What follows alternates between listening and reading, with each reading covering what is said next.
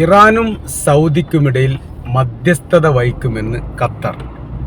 ഇപ്പോൾ നിലവിൽ സംഘർഷാവസ്ഥ മിഡിൽ ഈസ്റ്റിൽ സൗദി അറേബ്യയും ഹൂത്തികളും തമ്മിൽ അഥവാ ഇറാൻ്റെ പോഷക സംഘടനയുമായിട്ട് ബന്ധപ്പെട്ടാണ് നിലനിൽക്കുന്നത് എന്നതിനാൽ ഒരു സമാധാന അന്തരീക്ഷം അസ്തമിച്ചു പോകുന്ന ഒരു പ്രത്യേക സാഹചര്യത്തിലേക്ക് മേഖല എത്തിയിരിക്കുകയാണ്. ഈ അവസ്ഥകൾക്ക് മാറ്റം വരുത്താൻ സൗദി അറേബ്യയുമായിട്ട് ബന്ധപ്പെട്ട വിഷയത്തിൽ ഇടപെടാൻ താല്പര്യമുണ്ട് അല്ലെങ്കിൽ തയ്യാറാണ് എന്ന് ഖത്തറിൻ്റെ ഭാഗത്തു നിന്ന് ഒരു പ്രസ്താവന ഇപ്പോൾ വന്നിരിക്കുകയാണ്. ഹൂത്തികളെ സംബന്ധിച്ചിടത്തോളം ഹൂത്തികളും ഖത്തറും തമ്മിൽ നല്ല ബന്ധമാണ്. സൗദി അറേബ്യയും ഖത്തറും തമ്മിൽ അത്ര നല്ല ബന്ധമല്ല. മുൻപുണ്ടായിരുന്ന കുറേ വിഷയങ്ങളും സംഘർഷാവസ്ഥകളും ഉപരോധവുമായി ബന്ധപ്പെട്ട വിഷയങ്ങളൊക്കെ അസ്തമിക്കുകയും അവസാനിക്കുകയും ചെയ്തിട്ടുണ്ടെങ്കിൽ പോലും ആ പ്രശ്ന വിഷയങ്ങളിൽ ഇപ്പോഴും ചില മാനസികമായിരിക്കുന്ന അകൽച്ച ഖത്തറിനും സൗദി അറേബ്യക്കും നിലവിലുണ്ട്. അതിനാൽ ഈ വിഷയത്തിൽ എങ്ങനെയാണ് സൗദി അറേബ്യയുടെ പ്രതികരണം എന്ന് നോക്കി നിൽക്കുകയാണ്. കാര്യം എന്ന് പറഞ്ഞാൽ ഇപ്പോഴത്തെ നിലവിലെ സാഹചര്യത്തിൽ അറേബ്യൻ രാജ്യങ്ങൾ തമ്മിൽ ഒരു സംഘർഷാവസ്ഥ ഉണ്ടാകുന്നത് തീർച്ചയായിട്ടും ഈ മേഖലയെ സാരമായിട്ട് ബാധിക്കും. ആയതിനാൽ ഇതിൽ നിന്ന് ഒഴിവായി നിൽക്കുക എന്നുള്ളത് നിർബന്ധമായിരിക്കുന്ന കാര്യമാണ്. ഈ കാര്യമാണ് ഇപ്പോഴത്തെ നിലവിലെ സാഹചര്യത്തിൽ ഖത്തർ പറഞ്ഞിരിക്കുന്നത്. കാര്യം ഇറാനുമായിട്ട് ബന്ധപ്പെട്ട വിഷയത്തിൽ ഖത്തറിനും വലിയ നഷ്ടങ്ങൾ ഉണ്ടായിട്ടുണ്ട്. പല ഘട്ടങ്ങളിലായി ഖത്തറിനെ ഇറാൻ ആക്രമിച്ചിട്ടുണ്ട്. പക്ഷേ പ്രതിരോധിച്ചു എന്നല്ലാതെ പ്രതികരണങ്ങൾ ഉണ്ടായിട്ടില്ല. അത് സൗദി അറേബ്യയുടെ ഭാഗത്ത് ഉണ്ടായിട്ടില്ല എന്നുള്ളത് കൃത്യമാണ്. ഇപ്പോൾ ഏറ്റവും ഒടുവിൽ ഹൂത്തികളുമായിട്ട് ബന്ധപ്പെട്ട വിഷയങ്ങൾ വരുന്നത് അവരുടെ എയർപോർട്ട് സന എയർപോർട്ടിലേക്ക് വന്നിരുന്ന ഇറാൻ്റെ ഒരു വിമാനത്തെ വഴിതിരിച്ചു വിടാനുള്ള ശ്രമം സൗദി അറേബ്യ നടത്തി എന്നുള്ളതാണ്. ആകാശപാത ഉപരോധിക്കുന്ന രീതിയിലുള്ള ഒരു പ്രവർത്തനം നടത്തപ്പെട്ടു എന്നുള്ളതാണ്. സൗദി അറേബ്യ അതിന് പറയുന്ന ന്യായീകരണം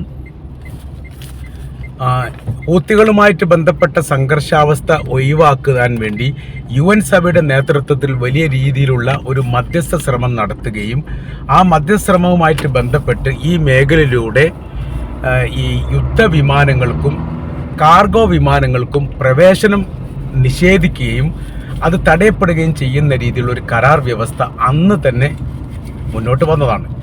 ആ കരാർ വ്യവസ്ഥ പ്രകാരം വ്യവസ്ഥ പ്രകാരം ഈ മേഖലയിലൂടെ അത്തരം വിമാനങ്ങൾ യാത്ര ചെയ്യാൻ പാടില്ല എന്ന് പറയുന്നു. അപ്പോൾ ഇതാണ് അതിൻ്റെ വിഷയം. അതിന് ഈ ഹൂത്തികൾ പറയുന്ന കാര്യം അത് യാത്രാ വിമാനമാണ്, അത് തടയാൻ ഈ വ്യവസ്ഥയിൽ പറയുന്നില്ല. സൗദി അറേബ്യ പറയുന്നത് കാർഗോ വിമാനമോ അതല്ലെങ്കിൽ യുദ്ധവിമാനമോ ആണ്, അതുകൊണ്ടാണ് തങ്ങളത് ശ്രമിച്ചത് എന്നുള്ളത്. അതോടുകൂടി ഹൂത്തികളും സൗദി അറേബ്യയും തമ്മിൽ വിഷയങ്ങൾ ഉണ്ടാകുന്നു, സംഘർഷാവസ്ഥ ഉണ്ടാകുന്നു. പിന്നീട് ചെങ്കടൽ ഉപരോധിക്കുന്നു, ചെങ്കടലിൽ നിന്ന് സൗദി അറേബ്യയുടെ കപ്പൽ തടയുന്നു, ഒരു കപ്പലിന് നേരെ വെടിവെപ്പ് ഉണ്ടാകുന്നു, 4ഓളം കപ്പലുകൾ തിരിച്ചു പോകുന്നു.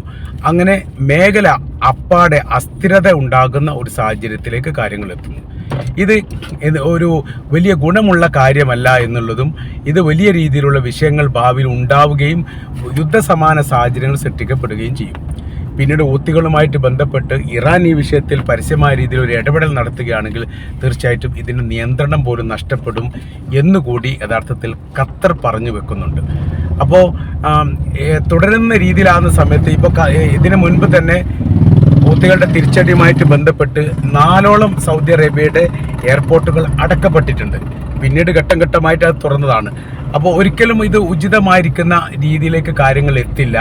അപ്പോൾ അത് സമാധാനമായിരിക്കുന്ന ഒരു റൂട്ടിലൂടെ പോയിക്കൊണ്ട് ഇത് അവസാനിപ്പിക്കുകയാണ് ഉചിതം എന്നുള്ള രീതിയിലേക്കാണ് കാര്യങ്ങൾ പോകുന്നത്. ഇപ്പോൾ ലോകാടിസ്ഥാനത്തിൽ നോക്കുന്ന സമയത്ത് അനാവശ്യമായിരിക്കുന്ന ഒരു യുദ്ധമാണ് ട്രംപ് ഉണ്ടാക്കിയത് എന്നുള്ളൊരു ബോധ്യം ഇപ്പോൾ JD വാൻസ് എന്ന് പറയുന്ന അമേരിക്കയുടെ വൈസ് പ്രസിഡന്റ് തന്നെ പറഞ്ഞു. നിലവിൽ ഒരിക്കലും ആവശ്യമില്ലാത്തൊരു യുദ്ധത്തെ വിളിച്ചു വരുത്തുകയാണ്, ക്ഷണക്കത്ത് നൽകി വിളിച്ചു വരുത്തുന്ന രീതിയിലുള്ള പ്രവൃത്തിയാണ് ട്രംപിൻ്റെ ഭാഗത്തുനിന്ന് ഉണ്ടായത് എന്ന് വളരെ പ്രധാനമായിരിക്കുന്ന ഒരു മീറ്റിംഗ്, വൈറ്റ് ഹൗസിൽ രഹസ്യമായിരിക്കുന്ന മീറ്റിംഗ് കൂടിയതിൽ നിന്ന് JD വാൻസ് പറഞ്ഞത് വലിയ വിവാദമായിട്ടുണ്ട്. പിന്നീട് ഏറ്റവും ഒടുവിലാണ് ആ റിപ്പോർട്ടുകളൊക്കെ പുറത്തായിട്ട് വന്നത്. പുതിയൊരു സംഘർഷാവസ്ഥ മേഖലയിൽ ഉണ്ടാവാൻ പാടില്ലെന്നും നിലവിലുള്ള സംഘർഷാവസ്ഥ പരിഹരിക്കാൻ വേണ്ടിയിട്ടാണ് ഊന്നൽ നൽകേണ്ടതും എന്നുള്ളതാണ് ഖത്തറിൻ്റെ അഭിപ്രായം. ഹൂത്തികൾ ഈ വിഷയവുമായിട്ട് ബന്ധപ്പെട്ട് അത് മാനിക്കാൻ തയ്യാറാണ് എന്ന് പറഞ്ഞതായിരിക്കുന്ന സ്ഥിരീകരിക്കാത്ത റിപ്പോർട്ടും ഇതിനോടനുബന്ധിച്ച് തന്നെ പുറത്തു വന്നിട്ടുണ്ട്. അപ്പോൾ ഇനി അടുത്ത ഘട്ടം എന്ന് പറയുന്നത് സൗദി അറേബ്യയുടെ നിലപാട് എന്താണ് എന്നതിനെ ആശ്രയിച്ചാണ്. ഇപ്പോൾ ഏറെക്കുറെ അറേബ്യൻ രാജ്യങ്ങളുടെ ആന്തരികമായിരിക്കുന്ന മേഖലയിൽ അപ്പാടെ സാമ്പത്തികപരമായിരിക്കുന്ന വലിയ വിഷയങ്ങൾ നിലനിൽക്കുന്നു. അതോടൊപ്പം തന്നെ ചില കമ്പനികളൊക്കെ തൊഴിലാളികളെ വെട്ടിച്ചുരുക്കുന്നതുമായി ബന്ധപ്പെട്ട കാര്യത്തിലേക്ക് നീങ്ങിയിരിക്കുന്നു എന്ന റിപ്പോർട്ടും ഇതിനോടനുബന്ധിച്ച് തന്നെ പുറത്തു വരികയാണ്. അപ്പോൾ സർവ്വ മേഖലയിലും ഇത് സാമ്പത്തിക രംഗത്ത് എല്ലാ രാജ്യങ്ങളെയും സാരമായിട്ട് ബാധിക്കുന്നിടത്തേക്കാണ് നിലവിലെ സ്ഥിതികളും അവസ്ഥകളും എത്തിയിരിക്കുന്നത് എന്നുള്ളത് ഏറെക്കുറെ കൃത്യമാണ്.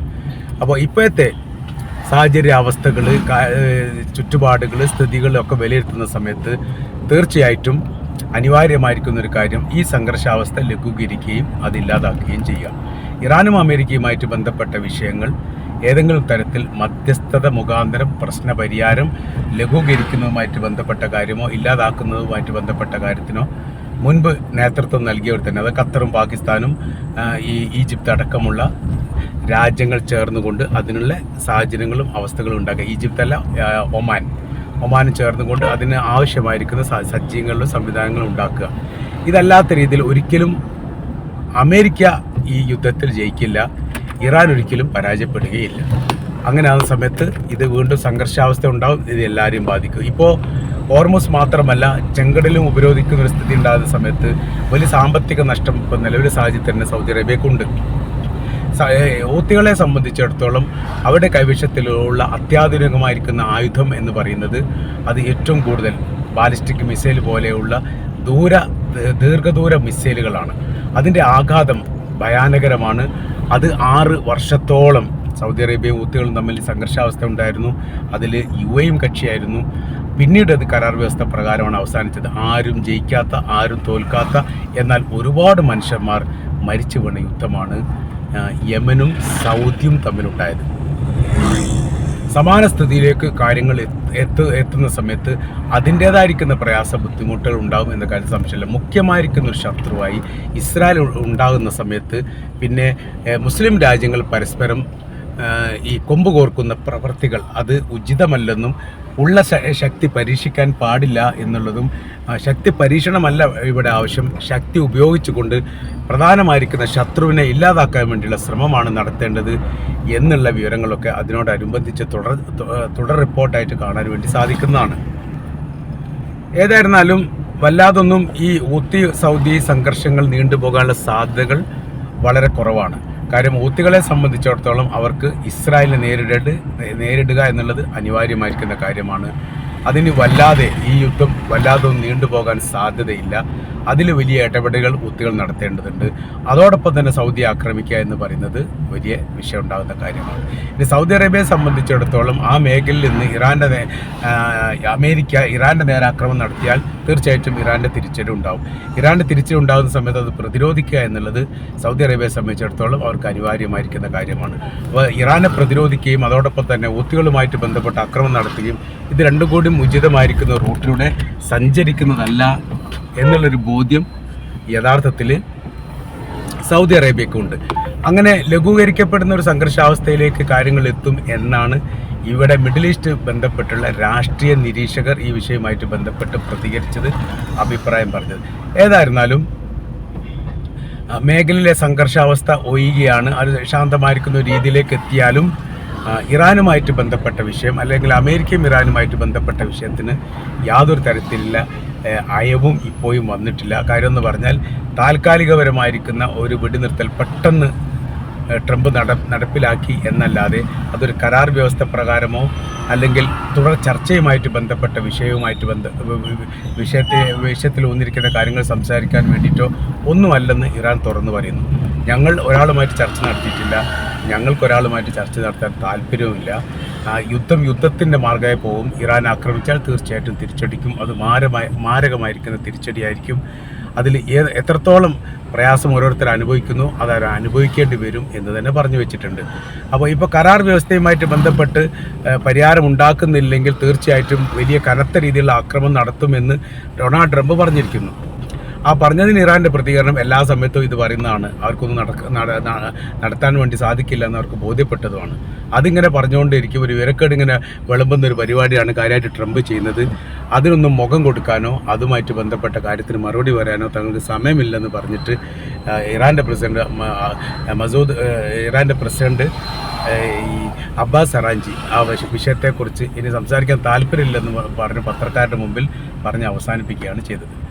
അപ്പോൾ നിലനിൽക്കുന്ന സാഹചര്യത്തെ അടിസ്ഥാനമാക്കിയിട്ട് അവർ പറയുന്ന ഓരോരോ കാര്യങ്ങളും യഥാർത്ഥത്തിൽ ട്രംപിൻ്റെ ഭാഗത്തുനിന്നാണ് വരുന്നതെങ്കിൽ അത് ശുദ്ധമായിരിക്കുന്നത് കള്ളത്തരവും പൊള്ളത്തരവുമായിട്ടല്ലാതെ മറ്റൊന്നായിട്ടും കാണാൻ വേണ്ടി സാധിക്കുകയില്ല. പ്രശ്നമായിട്ട് നിലനിൽക്കുന്നു.